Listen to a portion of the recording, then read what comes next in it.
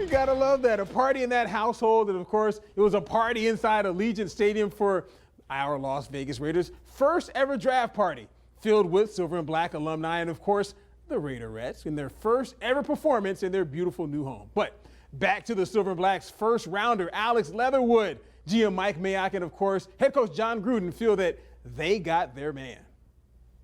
I like his pedigree. You know, I like the fact that the kid wanted to compete.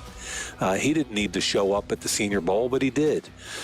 He started 41 games. He's played a couple of positions. I mean, we like those kind of guys. And again, we did an awful lot of homework on this young man. All right, for more on the Raiders' top dog, let's turn it to our top dog, Jesse Merrick, who has more on Mr. Alex Leatherwood. Jesse, what about this guy? Well, hey, Brian, let me tell you, versatility is one big thing that really stands out when you take a look at Alex Leatherwood. He played a handful of spots along the offensive line at Alabama and actually won the Outland Trophy in 2020 after starting all 13 games at left tackle for the Tide. At about 6'5", 312 pounds, he is a big dude with some great length and athleticism. And again, that versatility I mentioned, he's a guy that can play both guard and tackle. On top of that, NBC NFL analyst Chris Sims says he had him graded as his best run blocker in the draft. However, he needs a little work in pass protection. But as a mauler in the ground game, he's got the feel of a Gruden grinder. But enough of me talking about him. Here's what Leatherwood had to say about what he brings to the table and where he could line up. I feel like I bring a great skill set. A great skill set, you know what I mean? I got all the intangibles. Great length, great speed, great athleticism, all that good stuff. But as far as a position, we haven't talked about it yet. And to be honest, it doesn't matter. I'm just happy and excited to be a Raider. And I'm going to be the best at whatever position I play.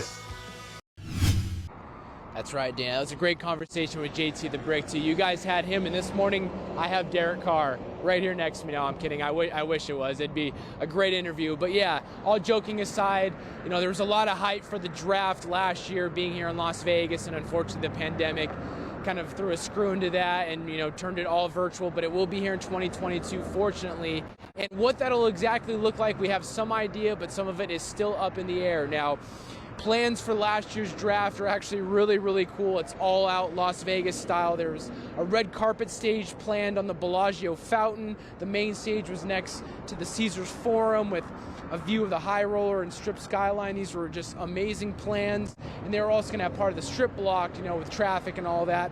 The players would be able to go to and from the red carpet stage via a boat. So those are just really awesome things. And I'm sure, you know, I'm told that these things will be considered for the next draft next year. Now, will it be the same setup? As I mentioned, they're kind of looking at doing something similar, but I wasn't giving anything specific. They're still looking at what the plan will be. The LVCVA says they anticipate some changes. They could get some possible recommendations from the NFL, like adding in some things from the virtual draft last year, as well as what goes well during the draft in Cleveland this year. Now, I'm also told the planning for the 2022 NFL draft will be starting shortly, right after this weekend's draft wraps up. And also, the NFL Pro Bowl will be here at Allegiant Stadium next year. We can't forget about that. So it's going to be an awesome year for football fans here in Las Vegas next year. Reporting live, Kyle Wilcox. Back to you guys. Yeah, Derek Carr looks dramatically different in the offseason. It looks like you could give him a noogie there and take him down. All right, thank you very much, Kyle. Appreciate you. That's right. Good evening, everybody. The latest March gaming numbers were gangbusters, and to keep stuff like that happening again, we have to make sure that people know that coming here is safe. So that is why the governor toured a vaccine site today at Mandalay Bay. This is one of several facilities resorts around our city have set up to make sure that their workers get vaccinated. The message from the governor today, especially to the resort industry, is get your shot. It's important not only to bring in more visitors, but also to get Clark County closer to its goal of being fully open. Here's the governor. This virus does not recognize borders. It crosses over borders.